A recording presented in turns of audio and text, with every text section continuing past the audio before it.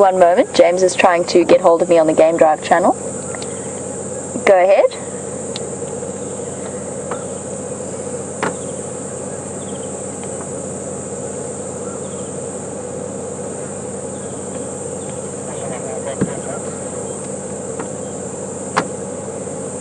I have to try not to have two overlaying conversations here. Just have a look at this beautiful boy while I try and chat to James. Yeah, James, standing by.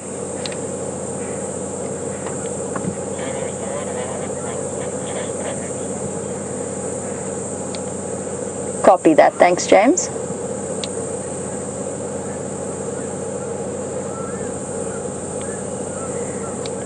James, there was reports of Nkonzo of Ngala going west along Central from Drakensberg Junction.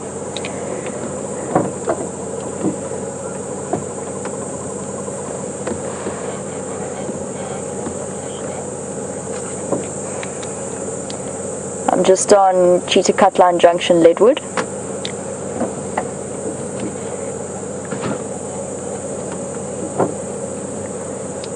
Copy that, thank you. Guys, there was some exciting updates on the radio that there were lion tracks moving from Cheetah Cutline, which is where we are now, across towards the Djuma Dam. So keep your eyes peeled on the dam. They might be coming across for an early morning drink. I will be heading there in a moment. But before I do that, I've picked up a little something that I'd like to quiz you on. And there's easy parts to the quiz, and then there's hard parts to the quiz. And I'm going to ask you 3 questions about this particular material. I will say that it is not fresh. It's old and dried. That's your first and only hint that I'm really going to give you. Let's have a look at it. Right, obviously there's leaves. That's quite clear. Things I want to know. What is it? As in, where did it come from? What animal did it come from? And bonus points if you can guess what leaves these are, what tree this came from. Just a little interesting quiz for you all. I'm going to keep hold of it so that when you do send your answers through, you can we'll chat a little bit more about it and where it came from. And I've also picked up the sample of the leaves that I think it is. The leaves are bonus points because I suspect I know what they are. I'll accept 2 answers from them though, but I'm pretty sure that that's what it is. Alright, so let's see if you can guess what it is, where it came from, what animal did it, and what tree it was munching on. And you can send those through to #SafariLive on Twitter. Oh, bits of leaf matter blowing casually into my face. You can send those through to #SafariLive on Twitter, or you can email through to questions@WildEarth.tv.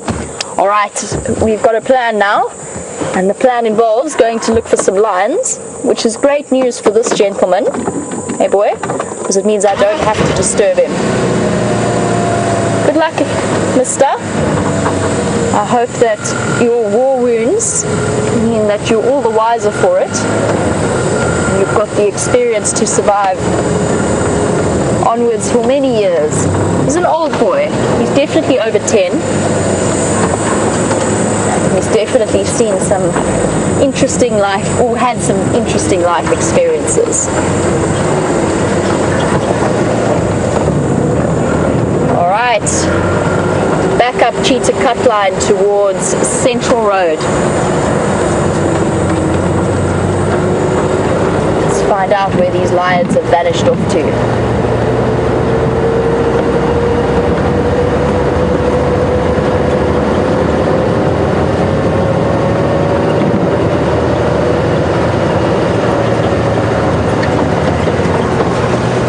Distraction before we go racing off to figure out where lions have vanished to.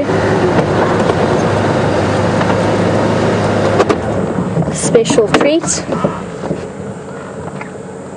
A warthog that actually wants to stick around for the moment.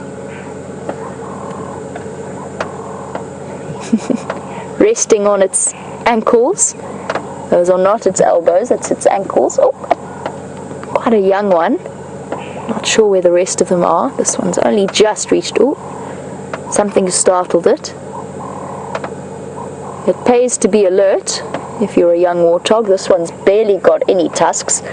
Just tiny little bits of white poking out of its cheeks. Still got the fluffy white cheek spots or cheek patches of fur, so that it looks like it does have proper tusks. But you're not fooling anyone, warthog. We can see how young you are. Snuffling around. I chatted yesterday about tracks that caught me out in my tracking exam many years ago. One of the ones that nearly caught me out, but luckily didn't, was a warthog ankle track in mud. So basically what it's doing now leaves very indistinct impressions in the mud. And that's why I love tracking, because it tells you the story of what happened, even if you don't see the animal. There's a very pretty purple flower in front of it as well. I'm not sure which one at this distance, and that is on the Torchwood side, so we can't go and collect it and figure it out. That warthog's enjoying whatever's around there, munching away at the roots. It could be a Matabele violet, that purple flower. It is something that they enjoy eating the roots of. Hello, little warthog.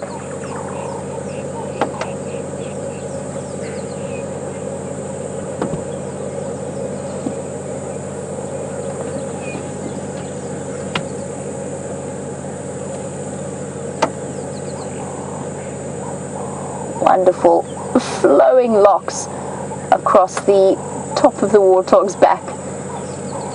Now, supposedly they're meant to be one of the ugly 7 out here. I don't think so. I don't think they're ugly at all. I think they're fascinating. And of course, even when it does grow those tusks that are only just starting to poke out, it won't be the top ones that predators have to worry about. It will be the ones underneath that are rubbed to razor sharp points and edges. And I would say you're looking at an animal that's been responsible for a couple of my near heart attack experiences whilst walking, because they're back into those burrows that they live in. And if threatened, if they feel like there's something threatening them, they might come rushing out head first. And you definitely don't want to be on the receiving end of those tusks. Oh. Off. Tail in air. Disappearing into Torchwood. Alright, let's go find those lions.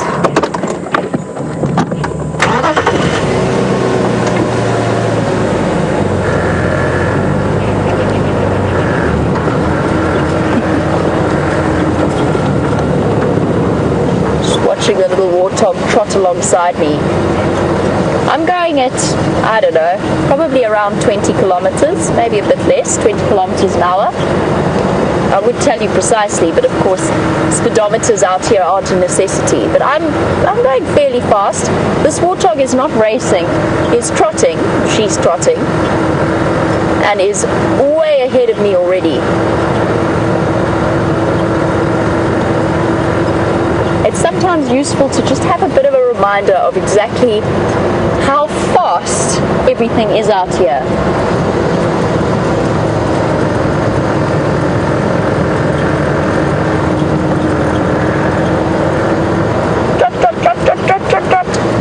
And off into Torchwood. Well done, Tibbs.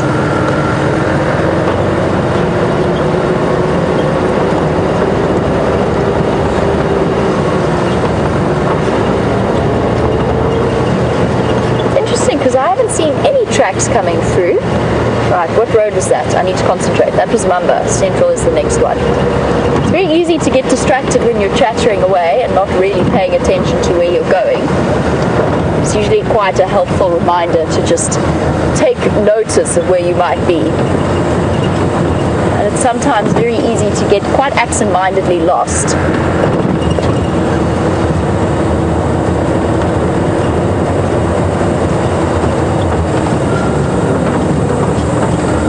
That purple flower sure that was in front of that warthog. I couldn't get close to it to properly determine exactly what it was. One of my suggestions in answer to Lisa's question was a Matabele violet. Although it tends to grow in more rocky areas than that was there. There's so many different purplish blue flowers out here. One of them is the Commelina, which I'm sure that Brent has discussed with you at some point because it's got quite a few medicinal uses. I'm trying to think what other example. I don't think it was a... Commelina is quite a good option. There's also bush violets, there's foxgloves. As I said, I couldn't quite see or get close enough to properly identify it. I'm just listing some of the ones that fall under the blue/purple wildflower category. And that to me has always been, there's a lot of different approaches to learning wildflowers. My approach has always been colour first. Learn them in lists of colours and then you can tick them off that way. It has been something I've struggled with in the past.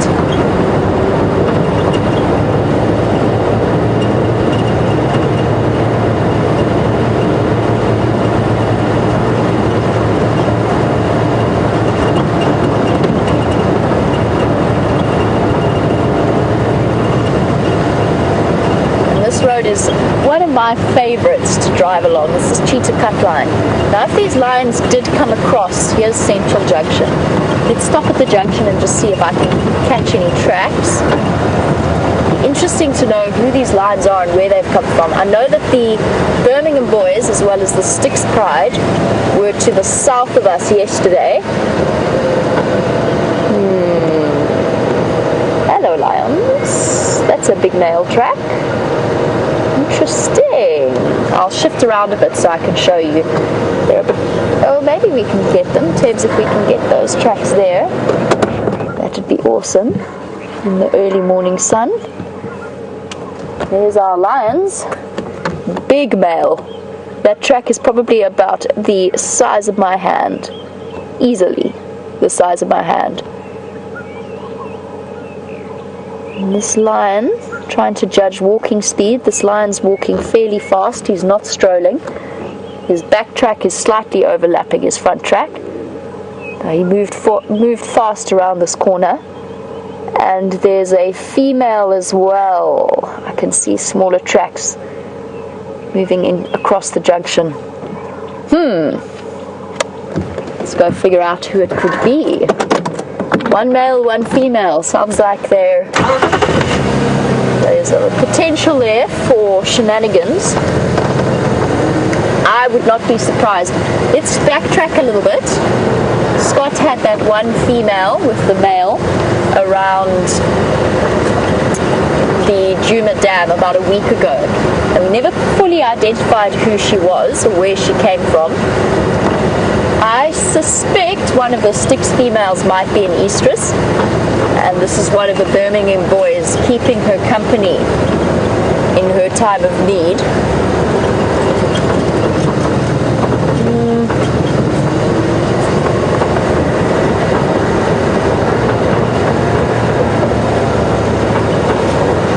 Straight down this road towards Central.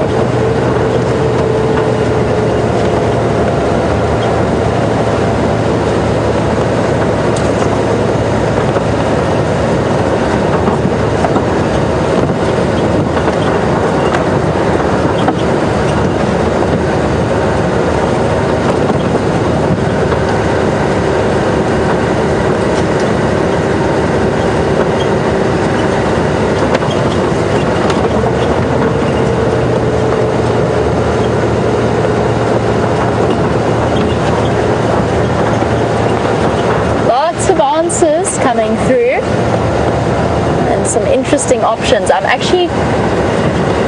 have my suspicions about it, but I'm going to allow for two answers for the animal that did it,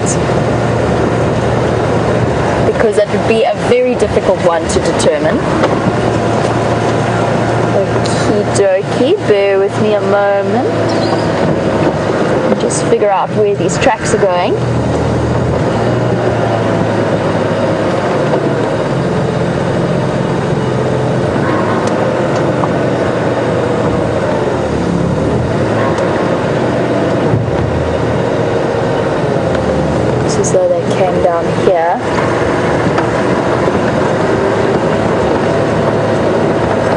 texting me, I came down this road earlier. I don't remember seeing any lion tracks. I definitely didn't see any lion tracks. I wonder how far ahead these lions really are. I think I need to chat to some friends in high places, or at least some of the other guides who are wandering around out here, see if they've got any updates on those lions.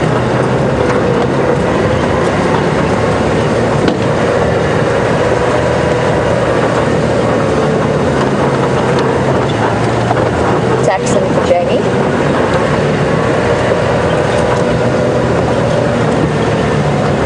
Text, was it you called in those in Ngalo and Konzo on Central?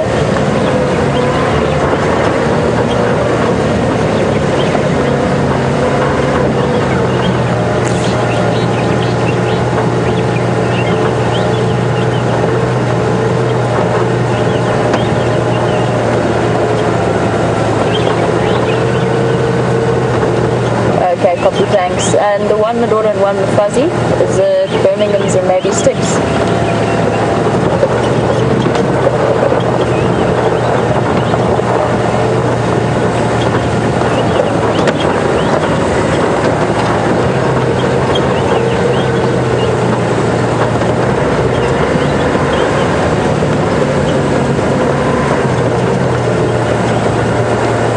Copy that, thank you. Okay, we've got a summary of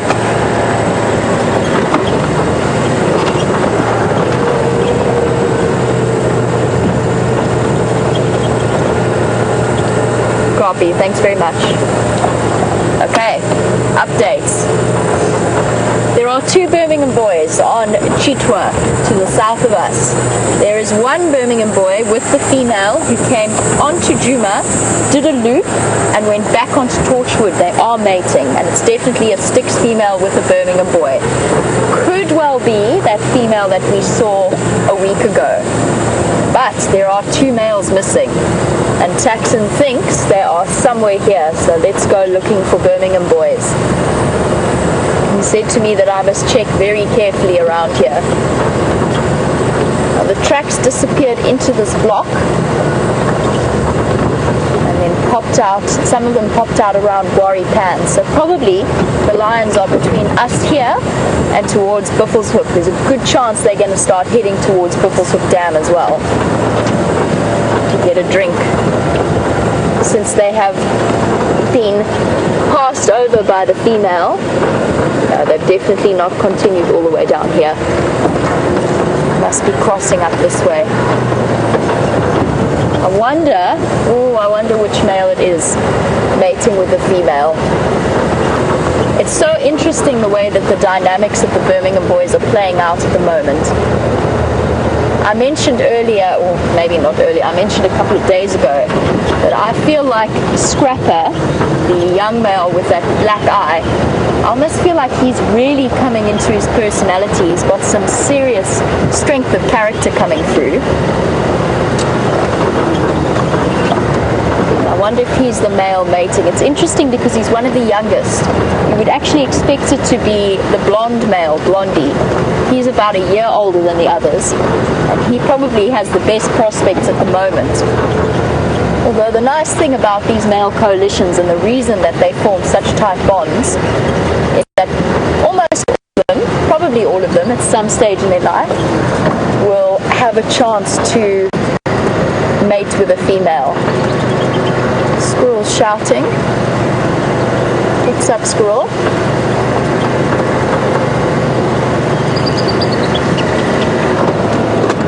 What have you seen?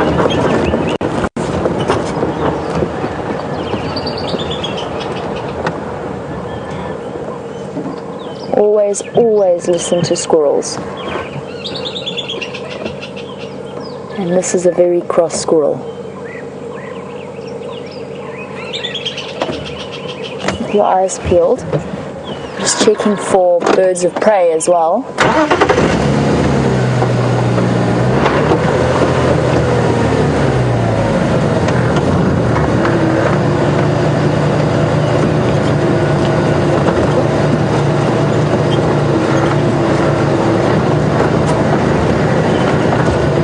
we redirect ourselves and try and figure out what it was that's upset the squirrel so terribly. We were chatting about the Birmingham boys. Lisa, I'm afraid the sub-adult Salala hasn't been found, although I actually haven't heard any updates on the Salalas full stop. Stop here for one moment. Check in the drainage line. This is a perfect hiding hole for both Birmingham boys and leopards. They like this spot. But our squirrel friend has gone quiet. Maybe the threat wasn't as serious as I thought it was. Lisa, I haven't heard any updates on the Salalas since we last saw them on Boyatella on the main access road, when they pulled a very sneaky move on me and left sooner than I thought they would that night. I haven't heard about them since. They could be hiding out in Buffelshoek. They're definitely attempting to go incognito for the moment.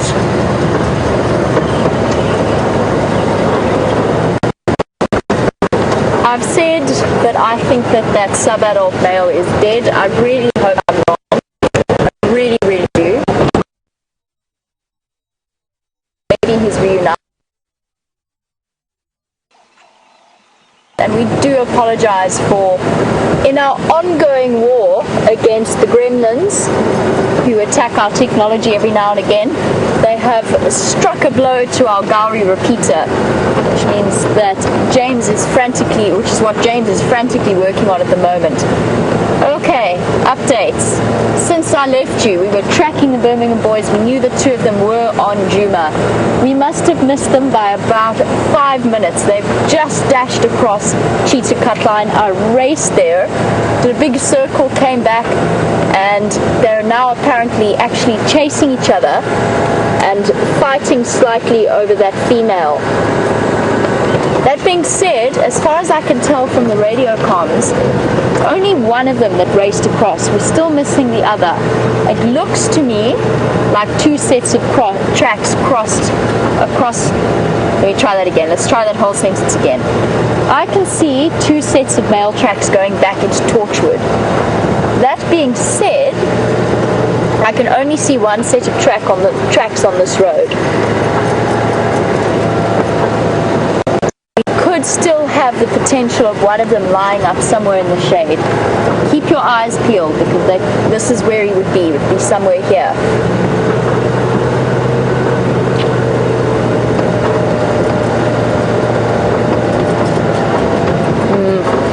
It's a tricky one because the female and the male from earlier walked across back that way. We could still have the hope of a Birmingham boy being somewhere in these bushes, hidden away. They look like they came from, I know they came from, Buffelshoek Dam. My word, we must have just missed them. We were split seconds. I don't know, maybe half an hour we missed them at the dam because we were there earlier. So I'm backtracking them now, I'm reverse tracking to see if we can pick up on where that other male is. As I said, I think I see two sets of tracks crossing, but you never know, so fingers crossed. Where are you, boy? Are you hiding here somewhere in the shade?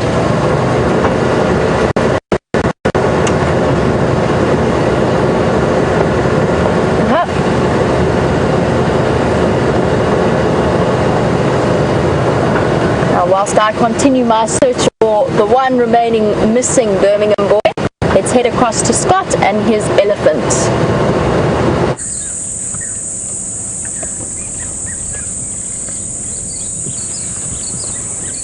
Well, as you can see, we've come across, yes, another herd of elephants, and there's a tiny little baby hiding behind its mother here. If we're just patient, I'm sure we're going to get some good views. There's a strong chance this mother's going to keep feeding towards us. Keep coming this way, Mom. And that way we will get to see your tiny little baby. There it is. How cute is this? And it's always wonderful when elephant cows bring their calves close to us, as ordinarily they tend to kind of keep them away, but this is going to be incredible.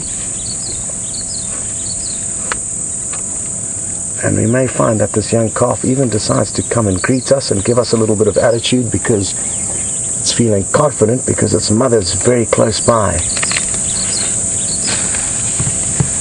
Cute, look at that. Looks like it's been crying. A lot of moisture running down from its eye there. Not too sure what that's all about.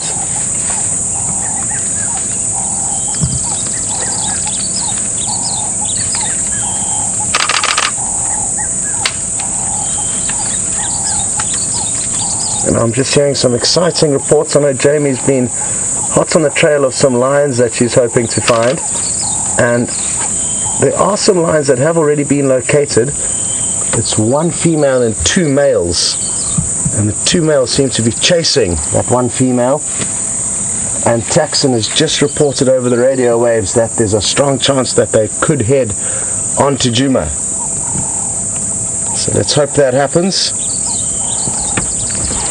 It'll be really interesting to see some lion behavior. I'm just going to try and reposition the vehicle quickly.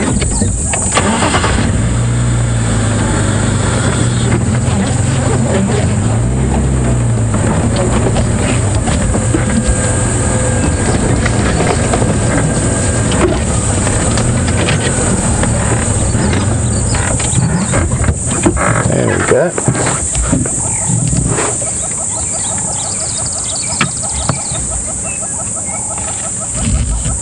Well, that calf, I'm not too sure how old it is exactly, but I'd guess certainly under a year of age, possibly even considerably younger than that. It's really, really cute. It's chewing on its trunk now.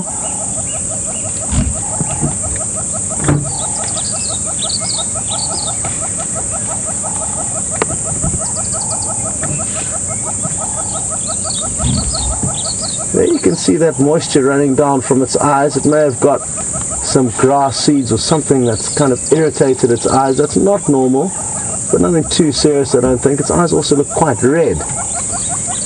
But being that height, moving through a lot of vegetation, you can understand that it may have got something small caught in there, a little grass seed or something. We've got a wonderful low angle here, and we're almost kind of eye level with it, which makes such a difference. Look at how furry it is compared to the adults. Oh, these are some wonderful shots. Well done to Gendre on camera.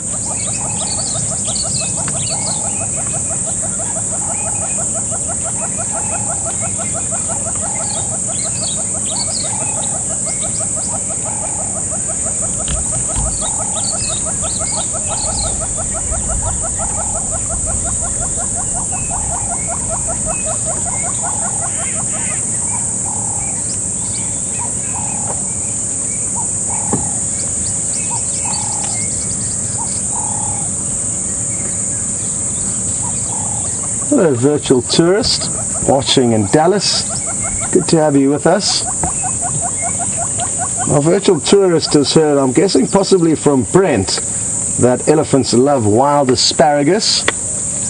And our virtual tourist would like to know, are there any plants that elephants dislike, that they won't really feed on? And one tree that elephants and most other animals generally won't feed on is the tambuti tree. It's got a very milky latex which is toxic to most animals. Occasionally I have seen giraffe feeding on tambuti leaves, and porcupine, interestingly enough, enjoy feeding on the bark from the tambuti tree. That tree is also toxic to us as humans, and even barbecuing over a tambuti coal could make you sick, and just the smoke from that fire, let alone eating meat cooked off it, will possibly make you sick as well. So that's one tree that a lot of the animals out here will avoid. But there are others out here that the animals don't like. The euphorbias are also toxic and not fed on typically by most animals. Man, it looks like the tasty morsels that it's feeding on are more important, but it could change tune just like that.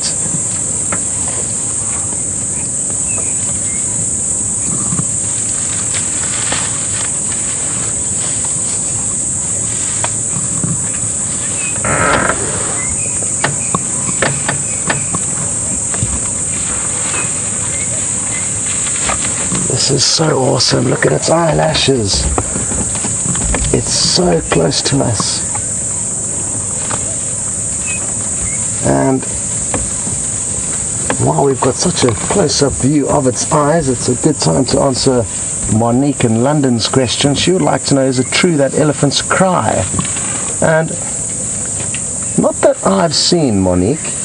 Obviously they can weep from their eyes, and they do from time to time, but I don't think they weep or cry in the same fashion that we as humans do.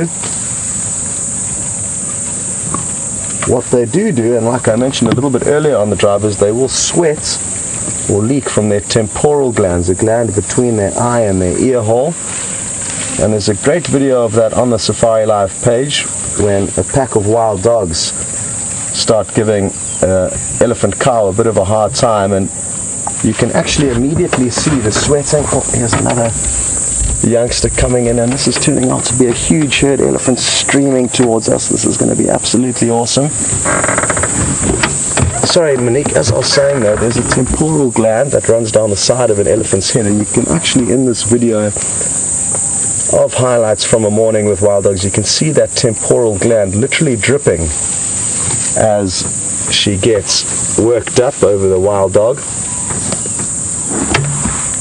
I'm tempted just to reverse a little bit to give Jandre a few better options to film, because they are going to pop into a little clearing shortly.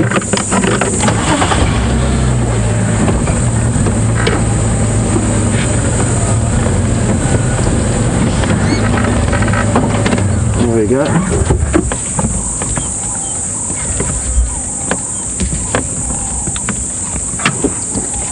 There's the little calf again. And again, notice how much hair it's got on its body compared to the adult, little fur ball. And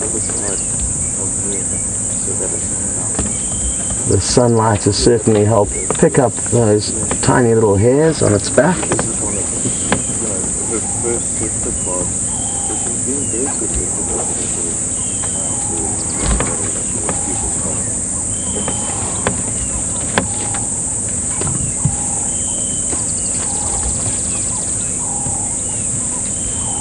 Now this is a question I've never had before from Julia in Houston, and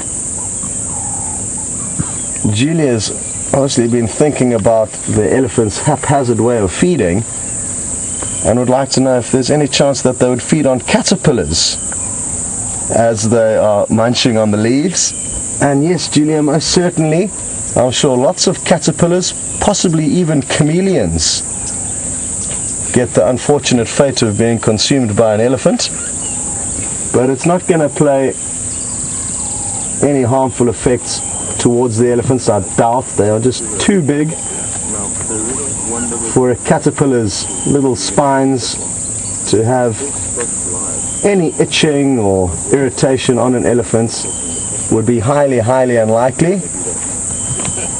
And you probably find that the elephants don't even know that they have consumed little insects along the way. I'm guessing snakes, arboreal snakes, could well have also been consumed by elephants, or at least attempted to be consumed by elephants over the years. But I've never actually seen them feeding on any animals. You'd have to be an eagle eye to be able to spot that. Isn't this wonderful? What a great angle.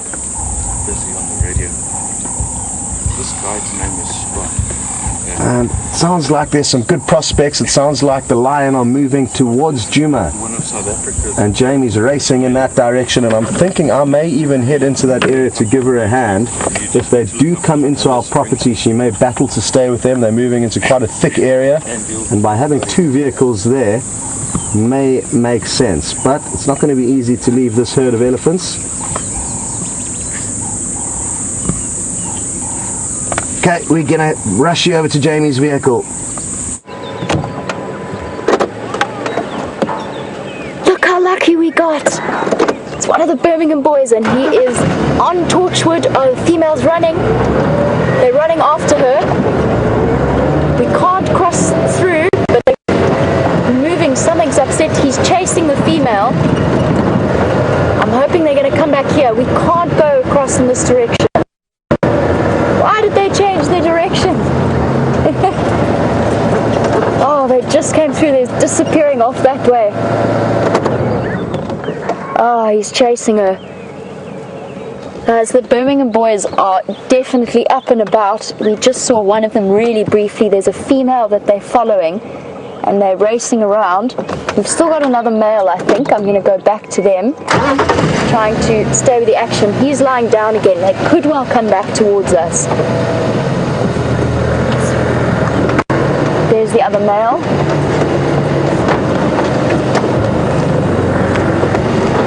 He's going to approach at a more sedate rate. Here he comes through. Now apparently what's been happening is they are chasing each other for trying to get access to this female who's in estrus. She was mating with one of them. Bear with me one moment, the guy's on the radio. Yeah, standing by.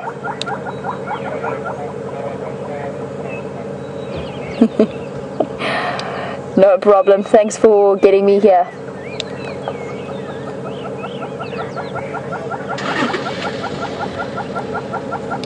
Yeah, that's affirmative, thanks. And we've still got visual of the one, my daughter. Shame. Taxon went out of his way. He called me, he said, come fast, race towards this patch of cheetah cut line. He really kindly got us a view of them. And unfortunately, playing games, in the words of Taxon, chasing each other around and going in the opposite direction. Oh, that was very dramatic for the moment. Now they're disappearing off into Torchwood, but there's a really, really good chance that they could come back. But they're not going to do so immediately. There, I can just see him disappearing.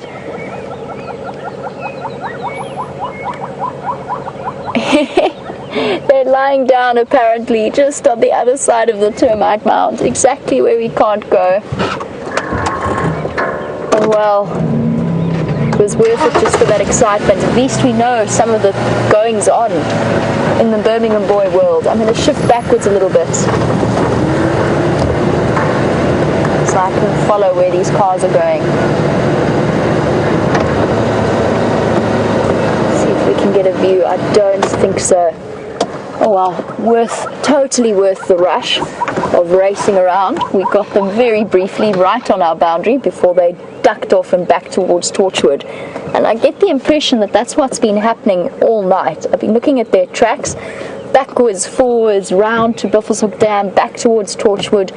I think the female is wanting to mate with one of them, but they can't quite decide who gets that opportunity. The two males have been chasing her and fighting over her a little bit. Hopefully she doesn't get caught in the middle of that conflict. Still no sign of the other boy though. I only saw two males, which means that third one could still be around. I wonder if they're going to change direction again. They have just done, by my calculations, probably about 2 full circles around this area.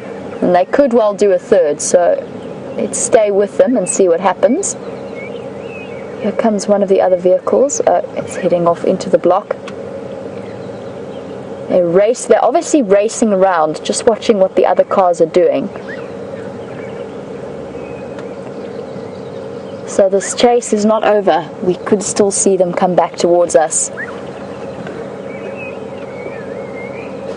Okay, well, for the moment, I know that I can rely definitely on Andrew to call me back if they pop around here. So perhaps we shall continue on a more sedate pace up Cheetah Cut Line, see if maybe they pop out further up.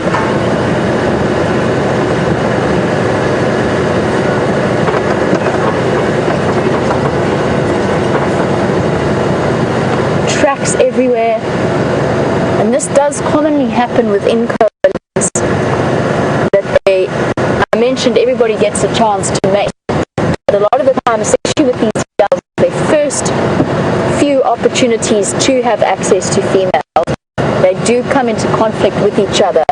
And a lot of the injuries that we've seen on the Birmingham males in the last few moments, or the last few weeks, sorry, a lot of the being inflicted by each other.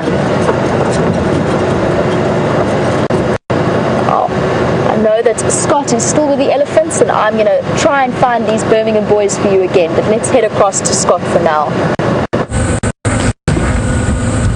So some exciting stuff going on there with the lions. Glad to hear you got a few glimpses.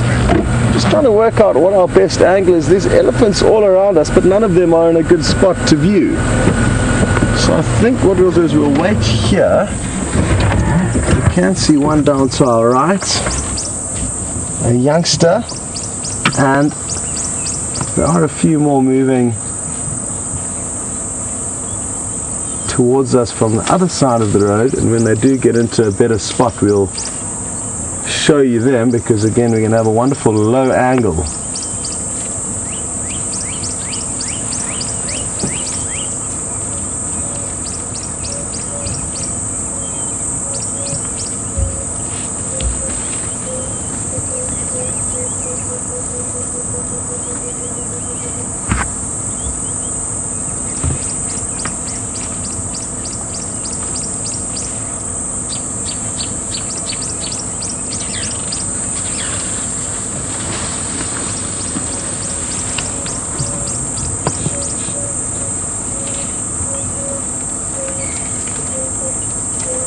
Hello to, oh, that one had a funny tusk. I think I recognize her. It's Fang's cousin, whose tusk also grows in a strange nature, kind of one forward, one backwards. We've got an interesting question through from Edward, and I'm glad you've asked this, Edward, because it appears we have a myth that needs busting here and clearing up. Edward's heard that elephants get drunk on marula fruits, on fermented marula fruits, and not only that, there's a twist in a commonly spoken about myth that they do get drunk on these marula fruits, but on top of that, that it's got something to do with eating insects that may be rotting, or they may induce the fermentation process. Whoever told you that, Edward, was talking absolute nonsense, and please make sure that they get this message, because marula fruits do not ferment and form alcohol. You would need yeast to be a part of that chemical reaction in order to create alcohol. So just a rotting fruit lying underneath a tree will never turn into an alcoholic fruit. So elephants do not get drunk. It was from an old movie, I can't remember the name of the movie, made many years ago, and what they did was they had a scene of an elephant eating marula fruits, and then they tranquilized that elephant, and as the effects of the tranquilizer were kicking in and it became evidently groggy or drunk, it appeared that in fact it was getting drunk on the marula fruits. But it is a myth, and it is certainly not the case. Chandra, Anna, stay where you are. There was a youngster thinking about coming up to greet us on the left, but it's decided against it, and we're getting such great views of this individual.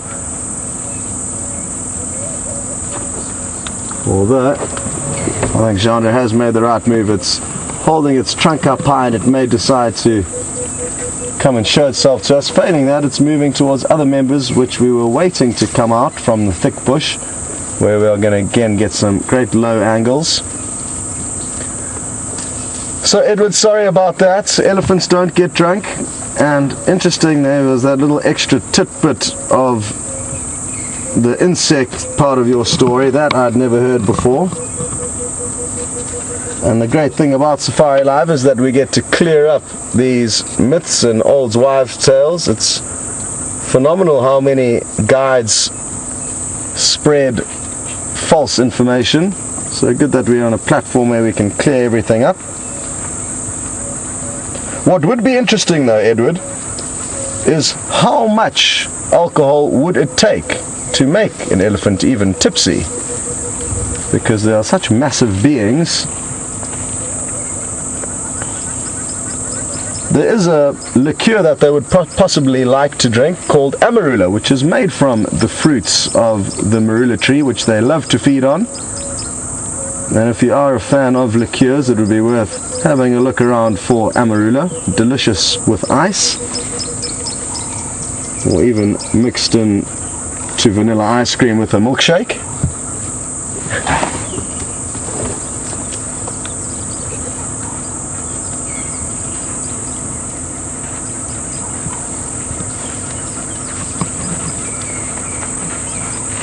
Hello Philip in West Virginia. Good to have you on board with us. Now Philip's asking whether elephants without tusks that we've seen will eventually grow them. Now I'm not sure exactly which individual you're talking about, but there is an age when elephants are between their first and second sets of tusks, and that's usually when they're around 1 to 2 years old, possibly even up to 3. They may not have tusks evidently pushing out of their mouths. Their first set of milk tusks last for about the first 6 months of their life, roughly, and then fall out. They never protrude and are in view.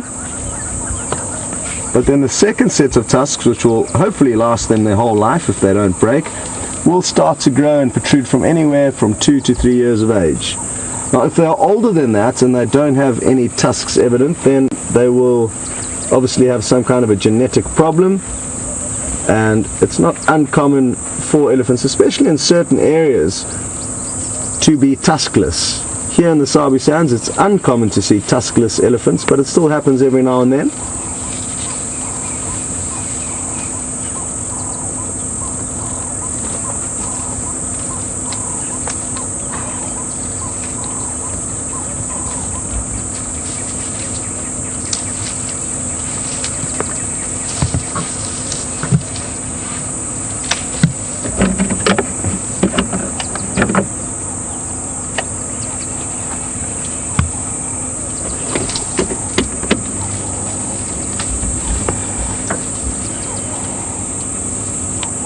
Now Molly has noticed that there are 1 or 2 elephants with a few cuts in the ears and holes in the ears, and would like to know if it is painful when they hurt their ears. And I'm fairly certain it is, Molly. Just for any animal, a wound would inflict pain, even elephants.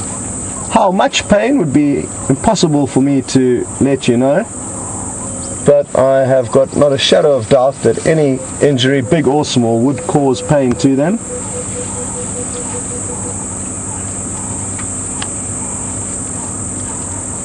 It looks like that is the rear end of the last elephant that is going to cross the road in front of us. And what I'm thinking of doing, and I can't resist on the action with what's happening with these lion and torch, which just to the east of our property, and I'm going to get into that area, and maybe another lion will pop up a little bit away from where Jamie is. Toodle-doo elephants.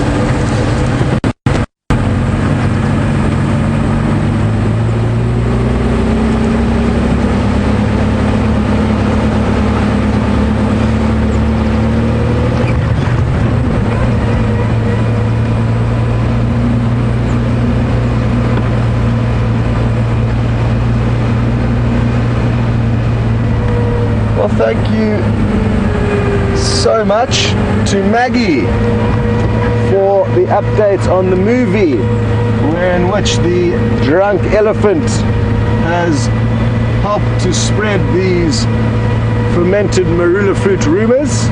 And the movie is called Animals Are Beautiful People. Quite a bizarre name if you're asking me, but thanks Maggie. And I can't express how fortunate we all are to be on this live safari, especially with people like Maggie who are helping provide us with interesting information, where so often you guys do help out, because my little memory certainly doesn't cater for all of the questions and stuff that you guys want to know about, and all the combined knowledge of us together make for what I think is a really interesting safari. So thank you for that, and now at least a few of you will be able to search out that clip, and now you'll know the story behind it.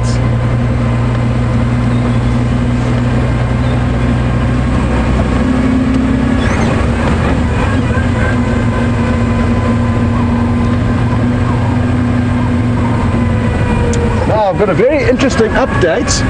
I bumped into Doug just a little bit earlier on. He's one of the guides at Sibambili. Really experienced guide and a wonderful, wonderful chap. And he said that he's been lucky enough to see two of the Birmingham males this morning fighting over a lady, one of the Styx lioness, I'm told. And it was a scrapper, one of the males, and another one of the Birminghams. We're not too sure which one it was. Doug's description was the one that looks like a big bear. So if any of you can relate to Doug, then you'll know. But interestingly enough, Scrapper was the one that came out dominant over this lady-induced fight. And it's a good example of what we've spoken about in the past, that even though they are a coalition and they are teammates, throw a lady into the mix and that will change and they'll compete for dominance. So Scrapper was dominant over one of the other males. It was just the two of them together. I'm guessing the other two males that are around could be the males that are here on Torchwood, just to the east of us.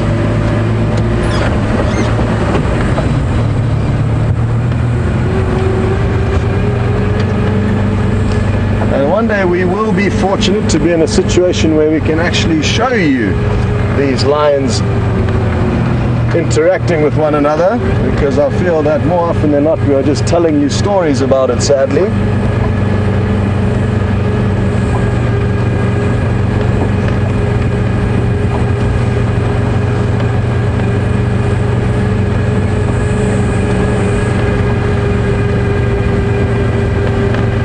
Hello to Casey in New York, and you ask a great question, wondering what age will male lions be capable of mating. And anywhere from about 5 years of age, which is the kind of rough age of all 5 of the Birminghams. They're in that age roughly, some possibly slightly older, some possibly slightly younger, but that is the age where they will start to mate. They may attempt to mate earlier on, from even 2 to 3 years of age, but will lack the knowledge and ability to do so. But they'll start becoming sexually inquisitive from anywhere around 3 years of age, as we've seen with Junior, a young male in the Nkahuma Pride, who's been attempting to mate with his mother and his aunts and sisters, thankfully unsuccessfully.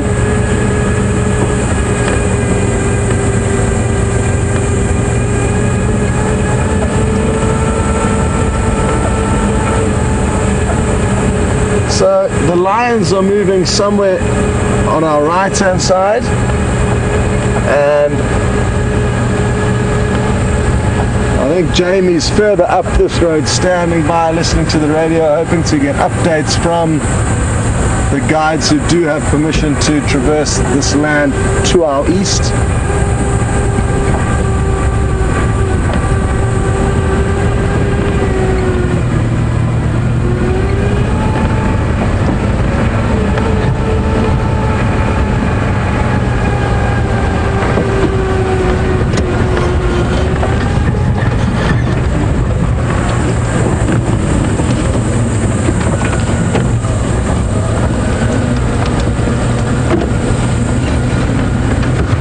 Mentioned that these Birmingham males have got into a little bit of a scrap with one another over a lady, and Linda would like to know what the likelihood is of them fighting to the death.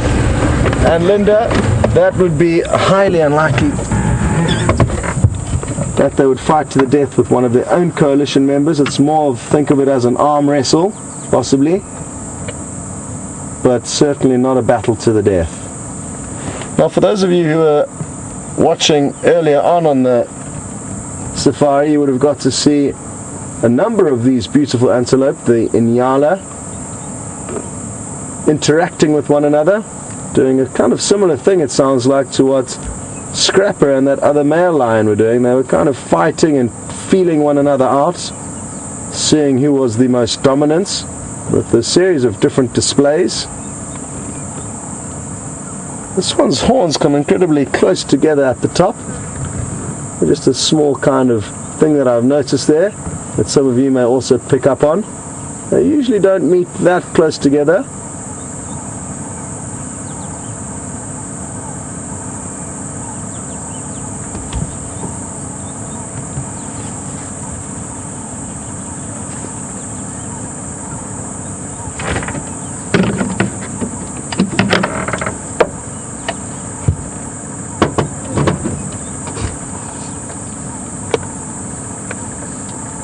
And Jennifer in Toronto would like to know if male and Yala have a similar kind of game plan to zebra stallions. Will they compete for a harem of females throughout the year?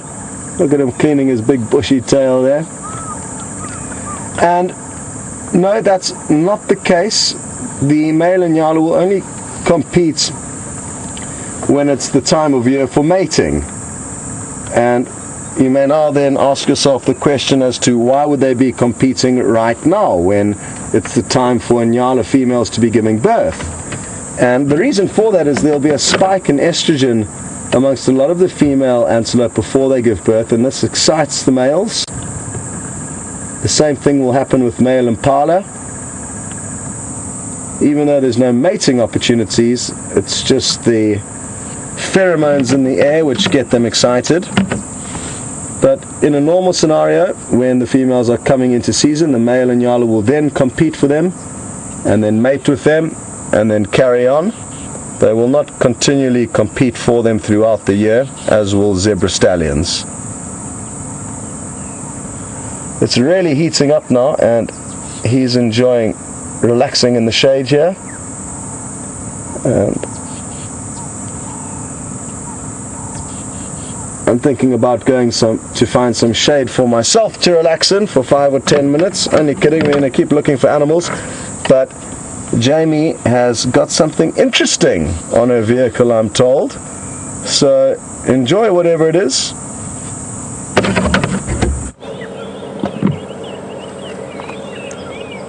Well, we're still sitting on cheetah cut line, desperately waiting for the lions to decide to change direction and listening to the mad chase that's been happening on Torchwood.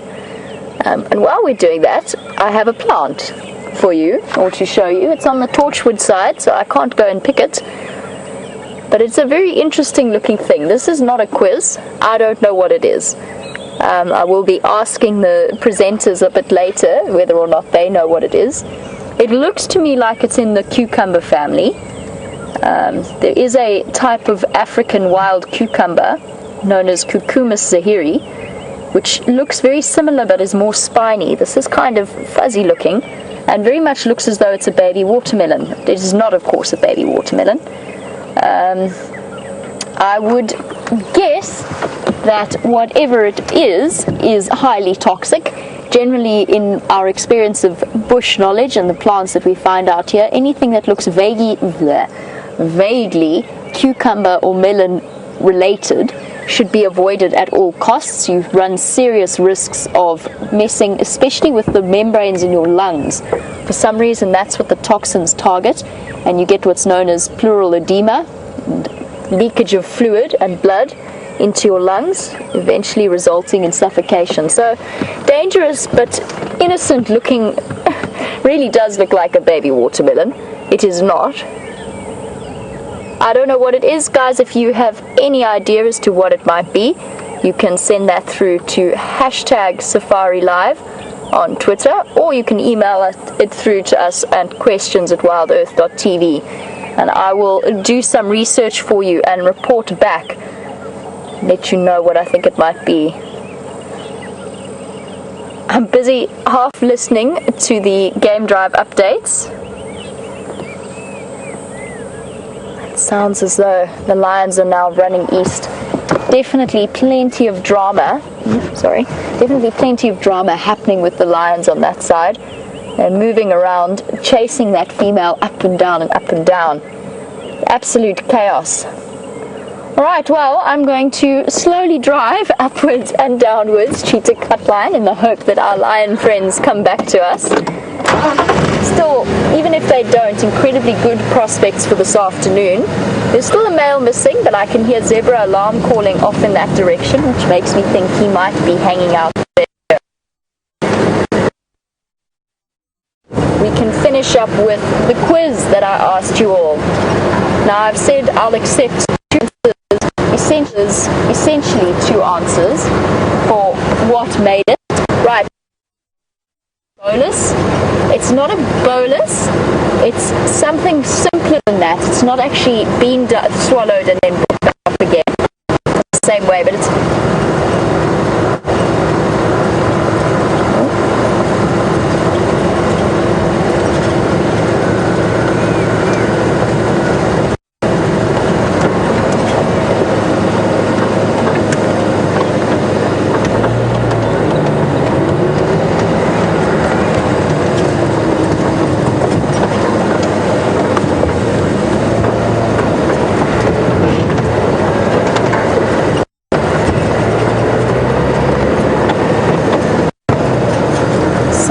In terms of answers, to continue where I left off, the signal went a bit patchy there.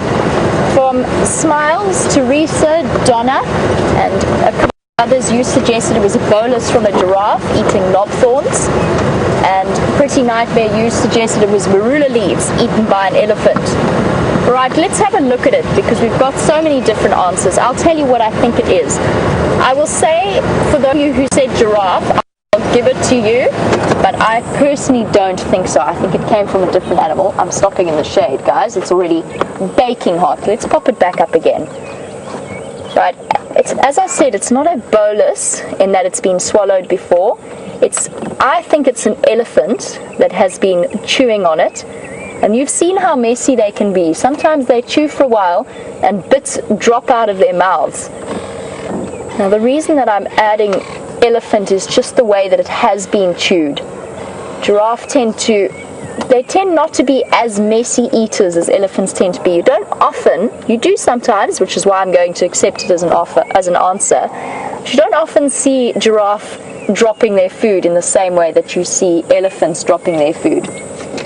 In terms of what plant it is, that was a difficult one, and I picked up an example. It was fresh when I planned this quiz.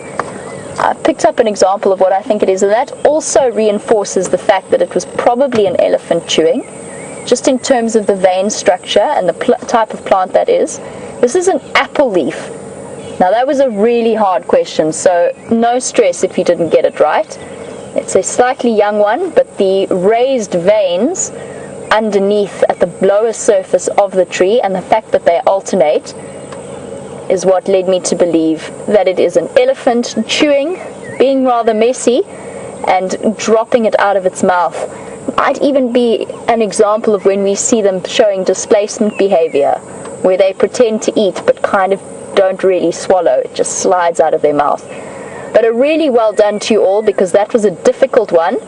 I'm very impressed that you at least got towards the answers.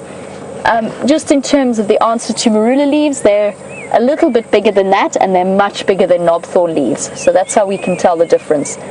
Basically, all we've got is an example, and you can picture it in your mind. We've seen them do this so many times.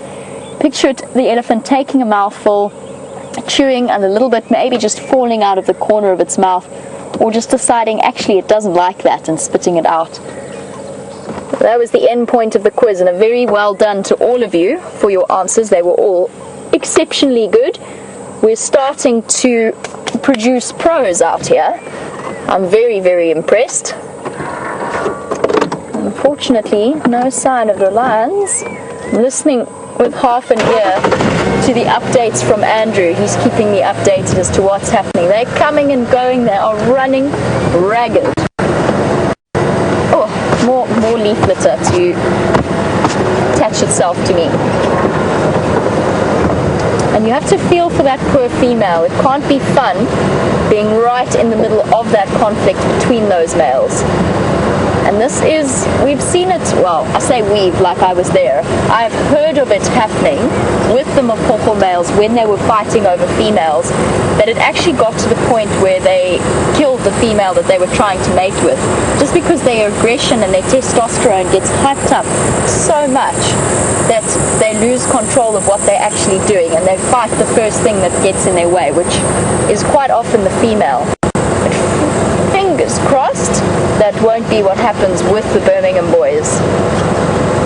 I'm wishing that female all the best, and I think that's probably why she's been racing around.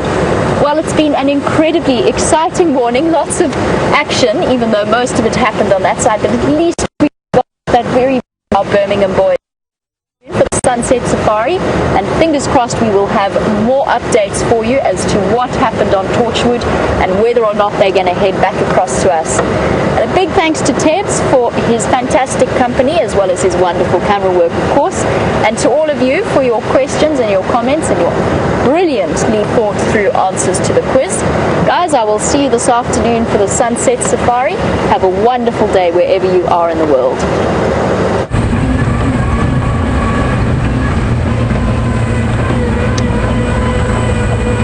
So, another wonderful morning on safari is drawing to a close. We are making our way towards the Djuma waterhole, and as it's heating up, I'm guessing that there may be a bit of action there. Some of you may already be watching the Djuma waterhole camera and may know what's happening there, but I don't, just going on my gut feeling.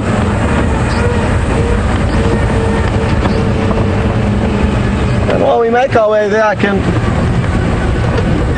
dispel another myth that has been fed to one of our safari goers, Reese.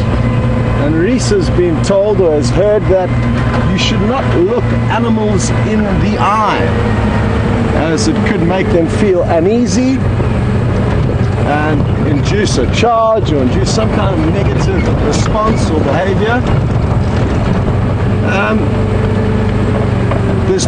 There's two different animals where you'll act differently with regards to that. We'll start with lion and leopard. When a lion charges you, or at any point really, you can make eye contact with them. It's not an issue.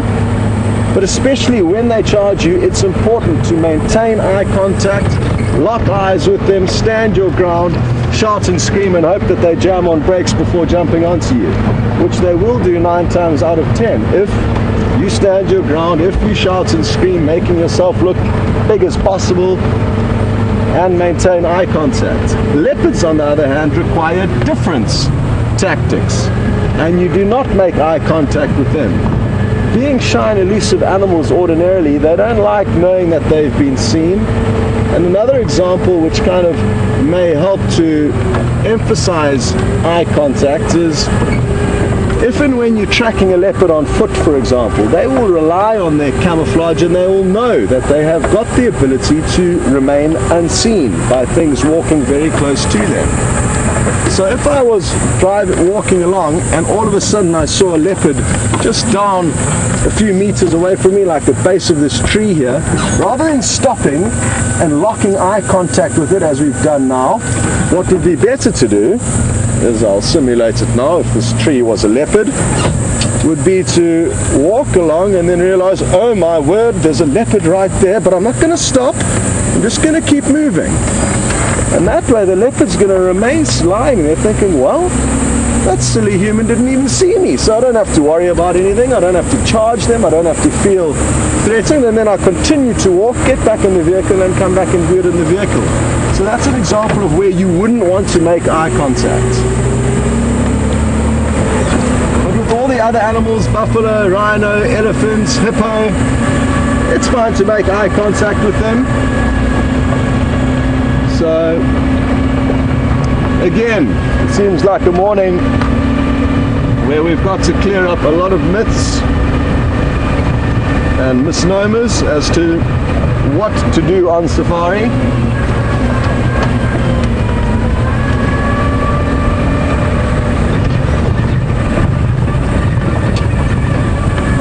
Now the next theory that's been put forward from Vernie in Zimbabwe is one that I do not know a conclusive answer to, but I'll be willing to share my opinion on it. And that is that Vernie's pointed out the impala in East Africa, kind of Tanzania and Kenya, are a bit of a subspecies to the impala you get here. They look identical, but the horns of the East African impala are much bigger. And Vernie has heard or seems to think that that is because The East African rut is more serious, and that's why the impala there need bigger horns in order to compete with one another. To me, that doesn't make sense, Bernie. Even if the impala here are all equally matched against one another and they've got smaller horns than the East African ones, I don't think horn size is going to have a massive impact on the fighting that they do, and I don't think it's any more or less ferocious between the subspecies.